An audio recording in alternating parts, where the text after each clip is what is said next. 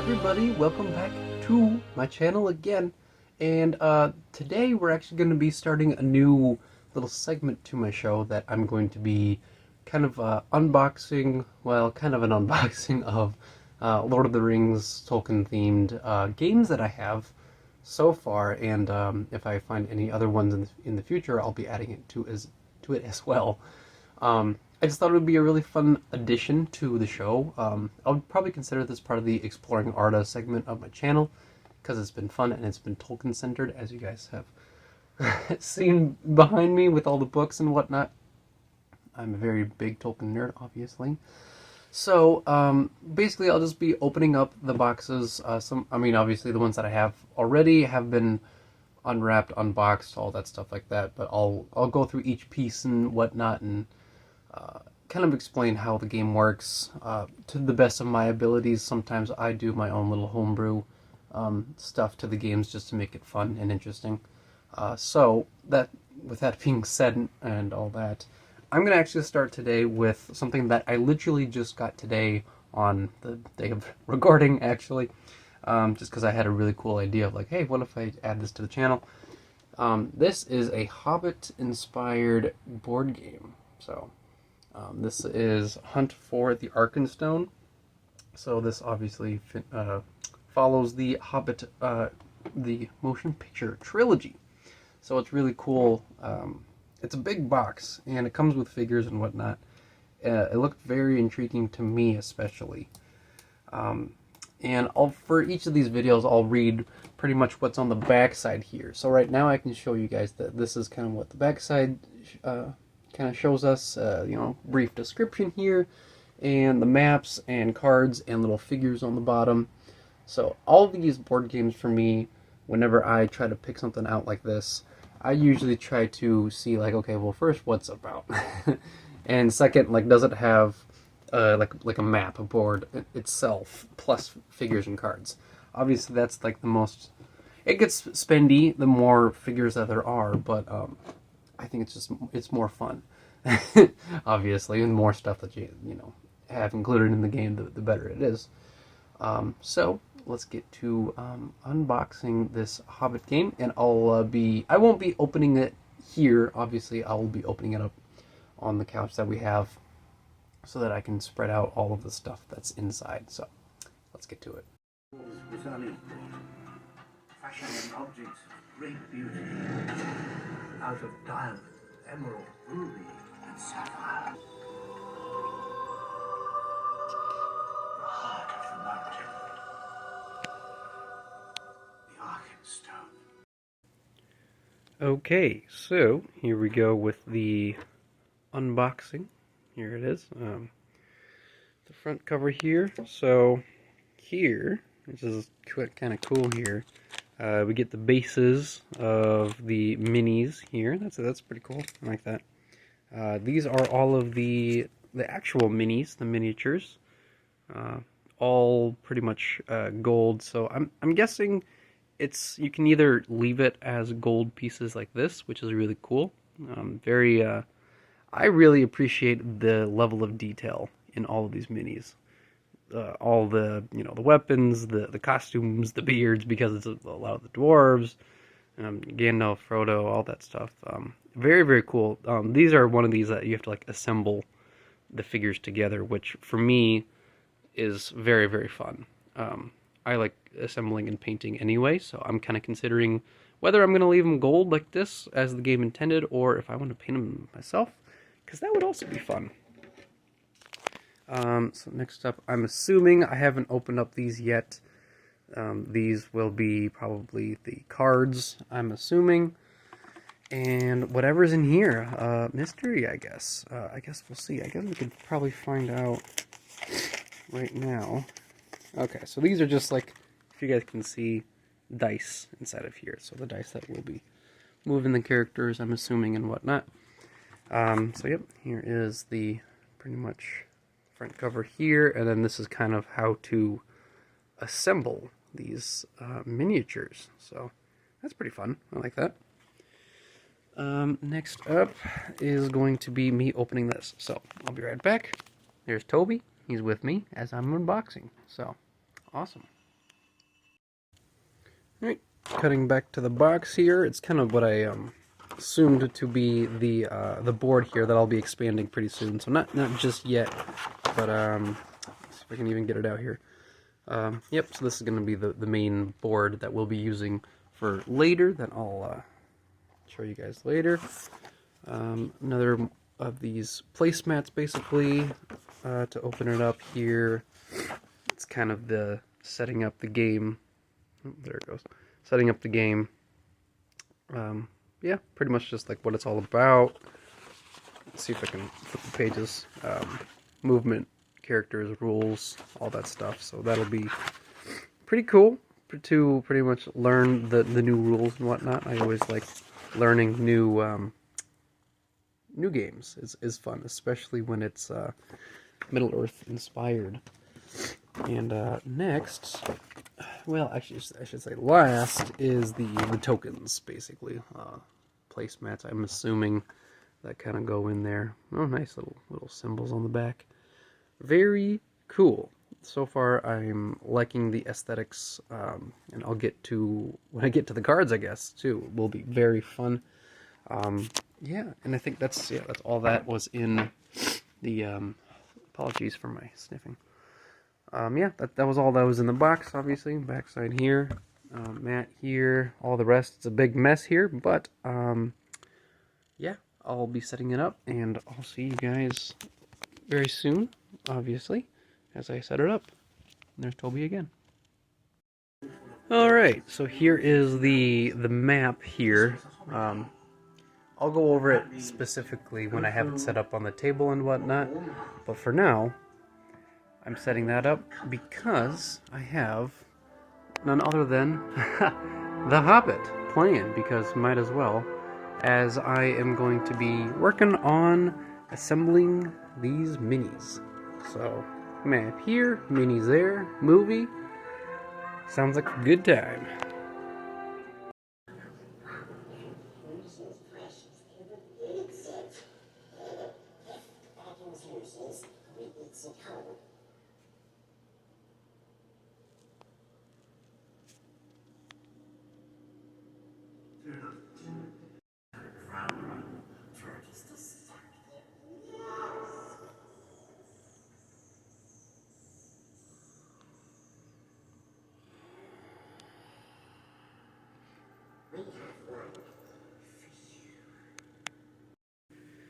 Okay, so I have everything pretty much set up here. It is a very large game.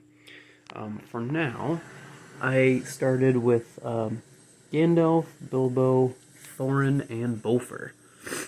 Just because 4 players is enough, just to kind of get the vibes. You get your character cards.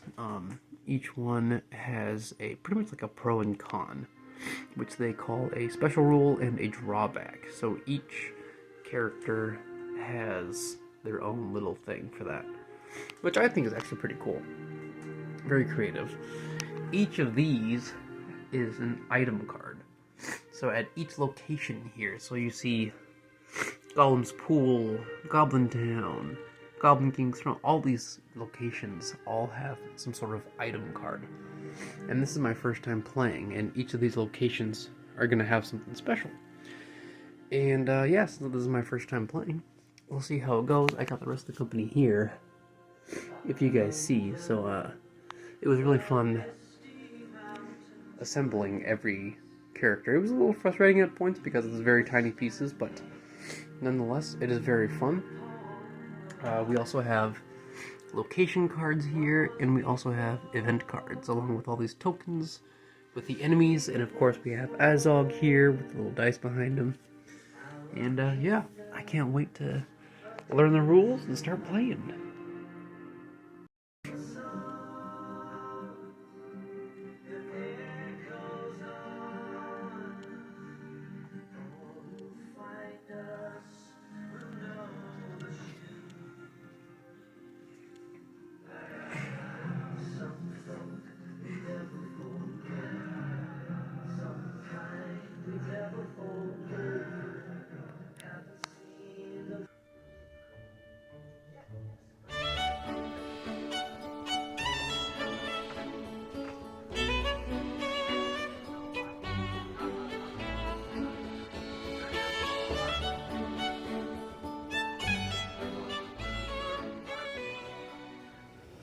All right. So this will be a little bit different for me, especially now that we are going to be playing the game itself. So I'm really excited.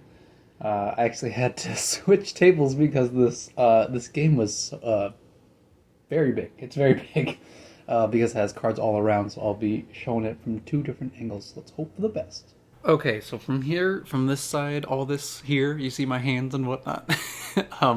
So we get the whole battle. Well, not battle, I guess. A whole board, the whole board here with all these different locations here. So at the beginning, basically, you get to sort through a bunch of character cards and whatnot, which I actually have 4 of them over here, and you pretty much shuffle them at random, and whoever you get, it's kind of whoever you get.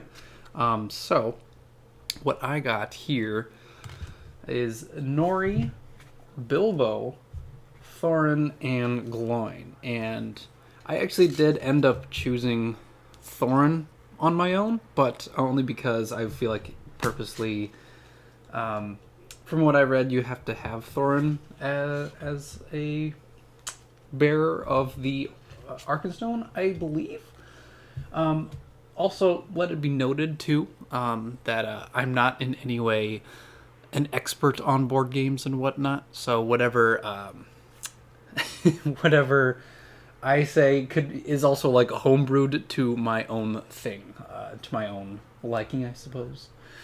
So here I'll be switching over here.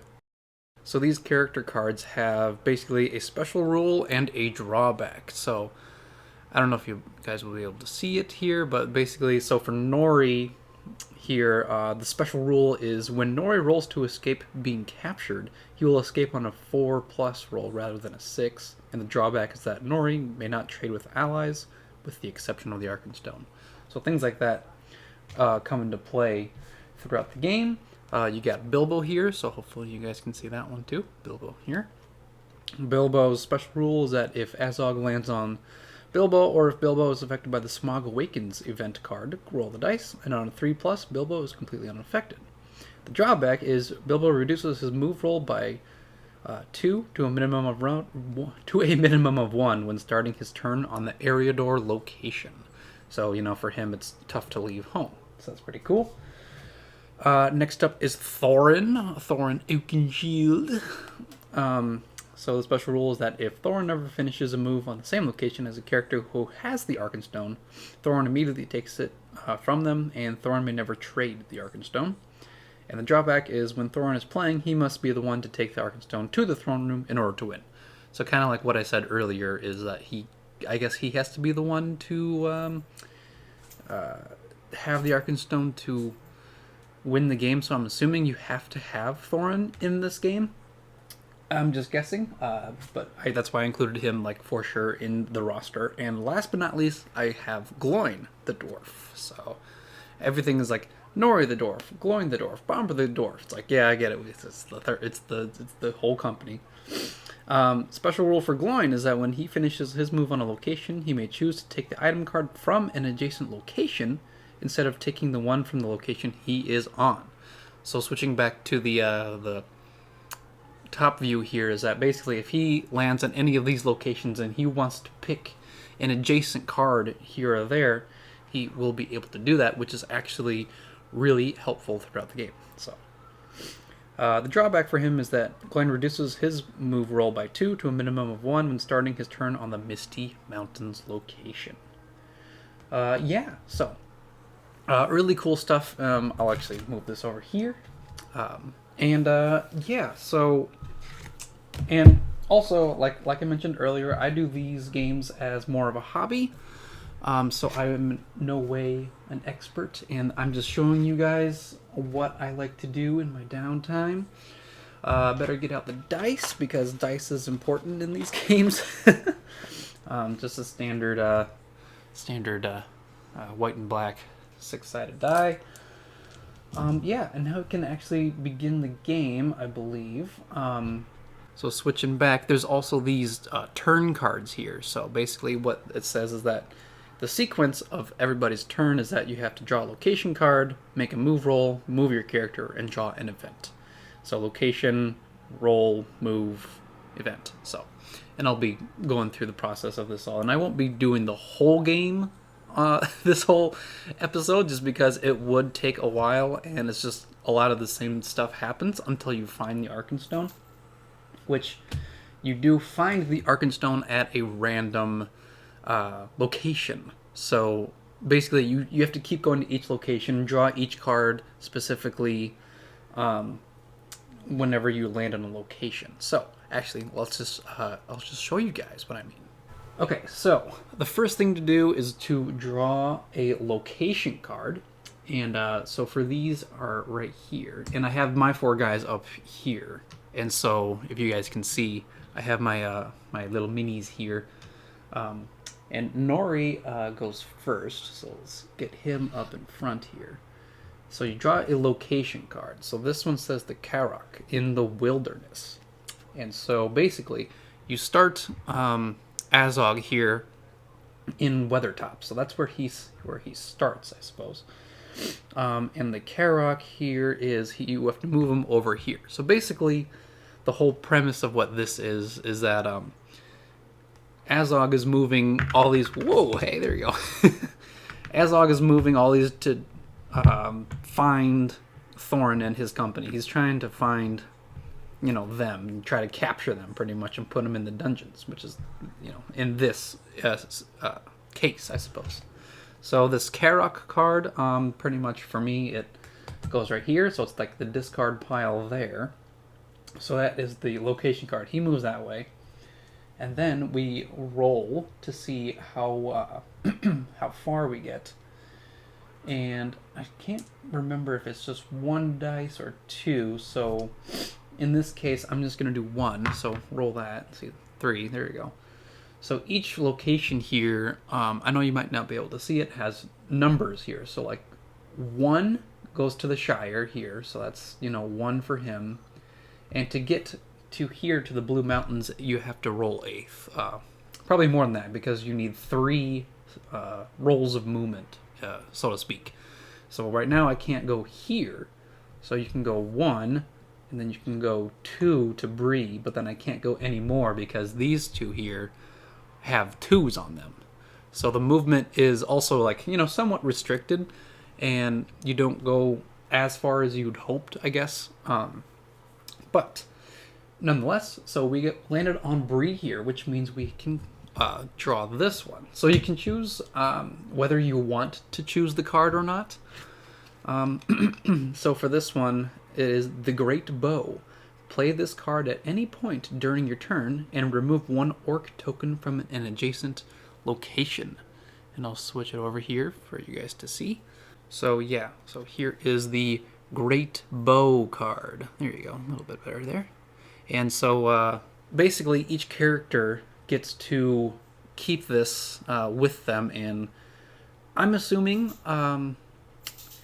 well, this is the thing, for homebrew stuff, for me, like, you can play this at any time during the game, yes, but you can also like talk amongst yourself, since you are part of the group and whatnot. So it's good to talk and be like, hey, use this card here, there, wherever. So it's like, it's good to let everybody know exactly what your card does, so that everybody can kind of collaborate. And yeah, pretty much just stack it next to your character. That's at least what I do for this time. And then after his roll, you have to draw an event card. So here we go. Okay, so event cards here. Okay, so we got the pack closes in. So so it says here, look at the last 3 location cards that were drawn. Place 1 orc token on each of them. Okay, so these orc token here, they are pretty relatively small, especially on the camera here, because yeah. But I guess just 1 orc token, but we only drew Karok here. And so we'll do it this side here. And so there's 1 orc token here, so he's with Azog. Put this in the discard pile. Luckily, at the start of the game, that means we didn't have to put as many orc tokens as I would want. So, yeah, and I think that's Nori's turn, so that's pretty cool. And I'll go through this through each of the 4 characters until I come across something that's worth noting, I guess. So, Bilbo's turn. So the same thing here is that you draw a location card. And so here it's the Long Lake in Esgaroth. Let's see here. Yeah, there's Azog. Long Lake in Esgaroth. So all the way over here. So he's really far, which is actually really nice. So we put that down here on the location card and the discard. Then we get to roll for Bilbo, but he can only go 2 spaces. So so basically this 6. So I rolled a 6 on the dice, and that means it goes down to 2 because he doesn't want to leave home. So, which I suppose makes sense. However, the thing that I think, so basically when it comes to Bilbo, I always think that he doesn't want to leave home, and like behind me I have the Hobbit on right now, and he's in the Shire right now.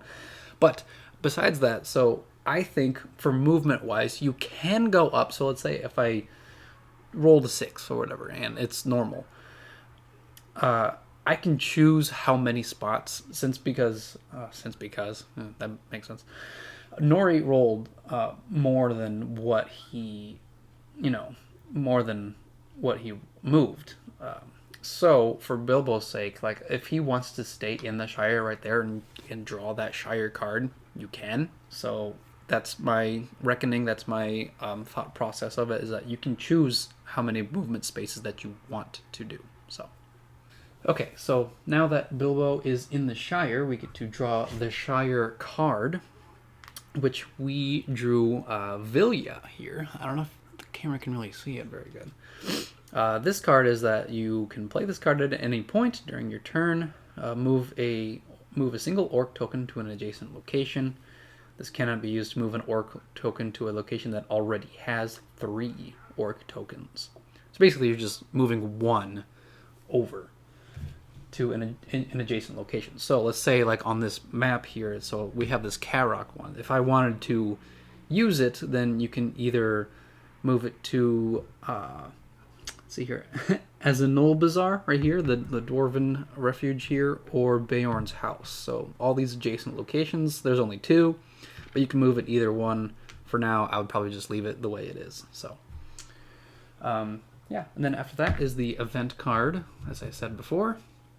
And this one is Closing In. Place an orc token on each location adjacent to a player. So yes, that's one of these tricky cards that like just show up. So that means an adjacent one. So that means let's see, we got one here at Weathertop. That would make sense. One here on the Blue Mountains. And I don't think you can place orc tokens on Bag End itself. So at least that's good in a way. Oh yeah, and then one here at the Trollshaws. So yes, the orcs are closing in on the company when this happens. So scary stuff, I would say. Okay, so that is Bilbo's turn. Now it is Thorin's turn, and I think I'll skip forward to when it's like a battle scene or something, or something that happens, especially for orc tokens or being captured or anything that's significant. Okay, so no joke here. Whenever I said that something would happen, well, the location card here, whenever you draw a location card here, I got the Shire, right? However, so when this happens, so that means Azog went all the way to the Shire here, which means that he landed right where little Bilbo here is. So, oh man, I dropped him. So little Bilbo here is getting captured. So that means he goes all the way here to the dungeons. So, yeah. Whenever Azog pretty much captures somebody, they are sent over to the dungeons. So to get out of the dungeons, I think you have to roll either. I want to say that, if I remember at the top of my head, to roll a 6, but like if it's just like relying on one number to roll, it's kind of hard. So for me, I kind of tweaked it a little bit, where it's like if you roll a 4 5 and 6, so you have more of a chance, then you get out. However, you don't have the remaining movement to get out. So you are technically out of the dungeons, out of the prison, so to speak, but like you still need to, that's kind of like your whole turn except for drawing event cards, so to speak. So, I mean, you draw the location card, then you roll to get out of the dungeons 4, 5, 6, and then after that you have to draw the event card. So it's kind of like you don't want to be captured at all.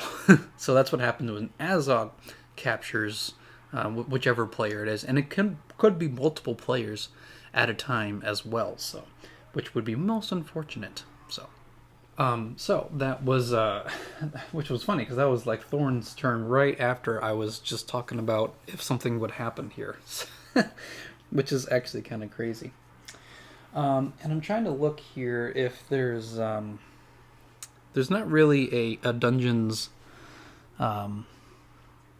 card here. Oh yeah, it does actually. Okay, so it does. So the dungeons card is the Ring of Durin, actually. So that's kind of funny. So there's still something that you can still pick up at least once here. So Ring of Durin here, play this card at any point during your turn. Move a single orc token to an adjacent location. Yeah, okay. So pretty much all the rings kind of seem to do the same thing. So at least it seems like it so far. Then we draw an event card here. Dragon Sickness. Oh, okay, here we go.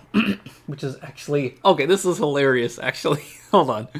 Okay, this is actually really, really funny because I drew Dragon Sickness, right? But it's on Thorn's turn. That is incredible. That's crazy how that happened like that because I'm on Thorn's turn. This is the last part of his turn. It's Dragon Sickness. This is a lasting effect, which definitely does happen in the movie, absolutely.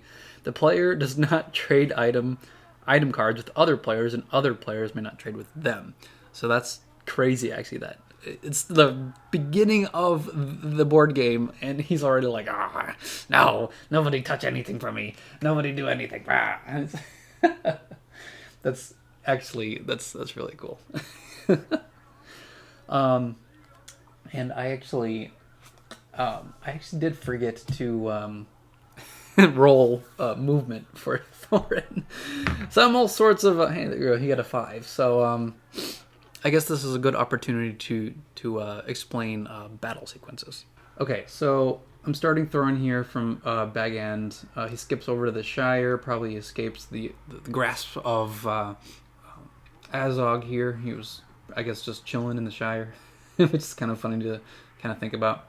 It takes 3 movements here, but let's say if I do choose to do that, that's 4 movements out of 5. However, I have this orc token here, and in order to defeat the orcs here, I have to roll 4, 5, or 6 to beat the orcs. So that's a 1.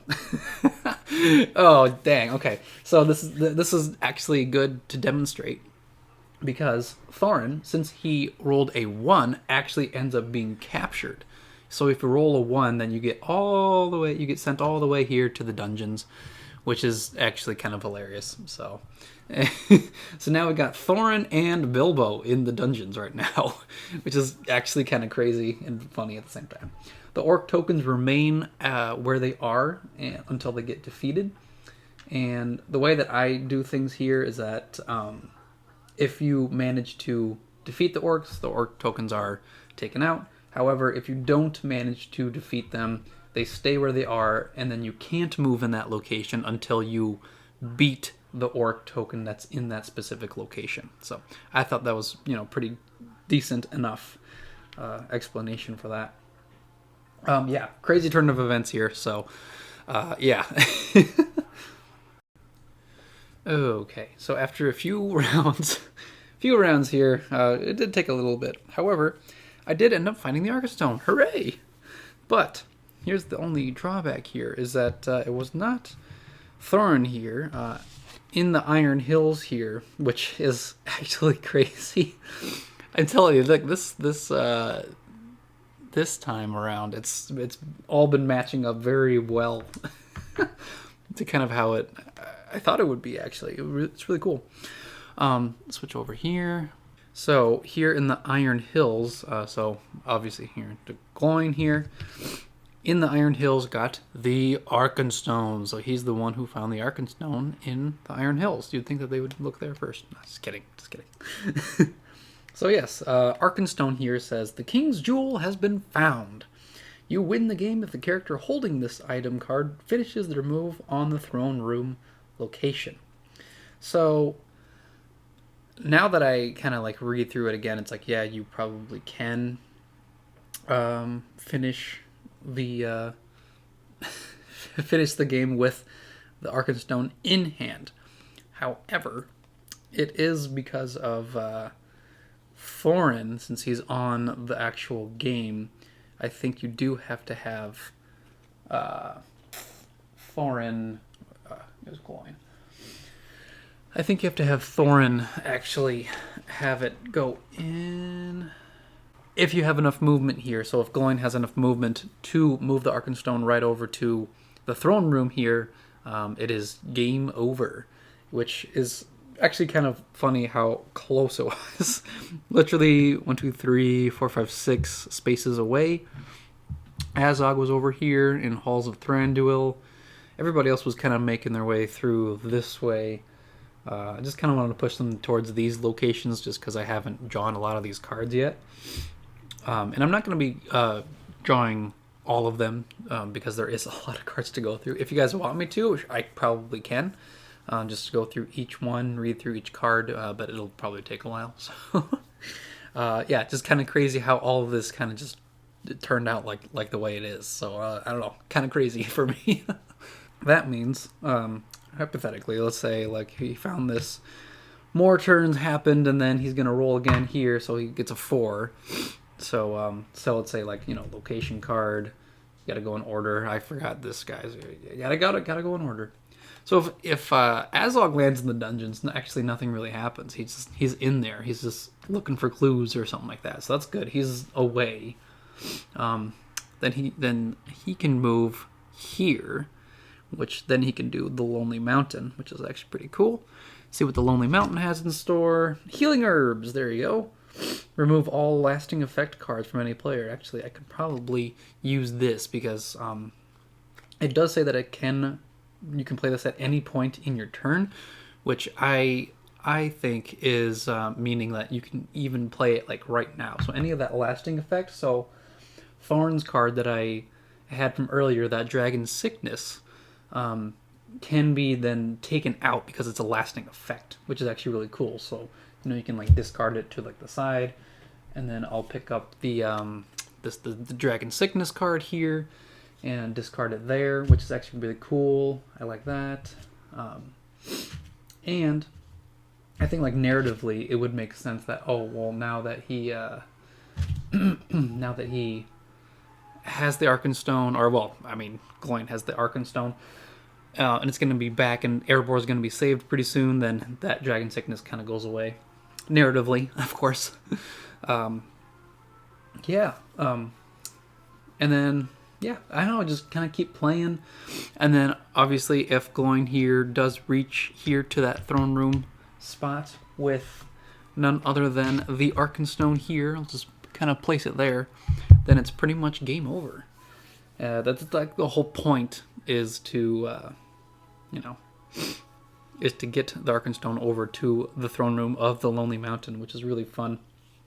Obviously, I kind of rushed over through the battle process, obviously, but I did kind of mention that some of these chips, like if it's a 4 through 6, then you win the battle, and if it's a 1, then you get captured and whatnot. But I mean, that's kind of like the basis of what it is. If you roll a 1, captured, and if you roll the 2, 3, I think it's a 2 or a 3, then you kind of like stay where you are. like I said, I kind of like tweak it to my own way. I'll switch over here again. So it's very homebrewed in a way for me, the way that I do it. Obviously, I do follow like the main storyline, the main process of what it is. And like I said, I'm not really a professional of all this. Like, quote unquote professional, I don't really review board games. It's just, I figure that, it's a new year, it's a new projects and whatnot, you know, that whole spiel. I just thought it was really fun because I really like playing board games, and I actually have a Lord of the Rings board game that I'll be reviewing another time, which it's been an absolute blast playing it. But as for this Hobbit game, it's really cool where it's really simple rules. You read out the card, you have lasting effects, you have all these cards that you can play throughout your whole turn. A lot of things happen. You get captured, you don't get captured, you escape. Azog's moving around the whole board. You have to fight orcs. It's a really fun interactive game, I personally really like it. And the more that I watch The Hobbit, the more I appreciate it. I know that's from me coming from what I the term came across as a Tolkien purist, which purist I don't know about that because, yeah. But I don't know, just from all the hate I guess that The Hobbit got. I still don't like a few spots, obviously, throughout the trilogy. But overall, like the game itself and the aesthetic is really cool. Like I said, like the images, like these minis were very well crafted. I don't know if you guys can like see this. I'm holding up Gandalf here, and man, like the detail is like amazing for for a small little guy here, And I was considering, either like painting it, but I'm like, nah, I got to keep it gold. I got to stick with the vibes of, you got to reclaim that long forgotten gold. So, and then Toby's here, just to interrupt the very last part of it, huh? And I don't know what else to really add. There's other cards, like I said. There's other cards that I haven't read. Obviously, like as you can see, all of these cards, all of these were still left here. And you can use them throughout the whole thing. I know that there's a Smog Awakens card somewhere. I'll probably sorry guys, I kind of ran out of space on on my phone here of storage. So I'll just finish it here. Hello guys, hi. Obviously there's other cards. There's Smog Awakens card. It would have been funny if I drew that right away. There's a lot of things that happen, a lot of bad things, a lot of good things, and whatnot. All in all, very fun game. Kind of a rinse and repeat kind of thing until you find the Arkenstone and bring it over. I don't know if you can technically lose the game, because all it really says is winning the game, but it doesn't really say about losing the game. And for me, like as a homebrew guy, I guess you could say, and I always say homebrew, it's kind of like a D&D term, is that basically if hypothetically so let's say I have 4 players here, and if all 4 players end up being captured in the dungeons all at the same time and they all roll ones, then the game's done. Like I feel like it would only make sense that they're all captured there. So if all 4 of them are in one location in this dungeon area, I think it would be a game over. But it's very rare for that to happen. I don't know. I think that's kind of like all I have for The Hobbit: Hunt for the Arkenstone, I believe. So yeah, hopefully you guys enjoyed this game. Actually, I really enjoy the game. It's kind of weird, kind of looking up to a camera, but this is kind of the closing stuff. So I really enjoyed it. I really enjoyed this game. Like I said over and over again. Check it out if you want to. It is, get the box here. So it is here. So yes, Hobbit: Hunt for the Arkenstone. Really cool stuff. I actually really appreciate the art and the map that kind of went into all of this, like kind of what it was mainly presented here on the table here. The cards, they have all like specific scenes and whatnot. You get Saruman's staff, you get Thranduil's elk, you got Bard doing like a lockpick here. It's really, really cool, very specific stuff. I don't know. The highlight for me is the minis. It's always got to be the detail of the minis. It's very, very cool. But yeah, check it out. Really cool stuff. I hope you enjoyed my first official game review, a board game review. Let me know how I did. Obviously, I didn't go through the whole game, but I kind of got the premise down and whatnot. So yeah, let me let me know how I did and whatnot. And I will be reviewing a few more. It'll be Lord of the Rings instead of The Hobbit. So this is the only Hobbit game that I have. All the rest are Lord of the Rings, of course. So yeah, I think with that all being said, stay tuned for another review. And I'll see you guys in the next episode. Bye.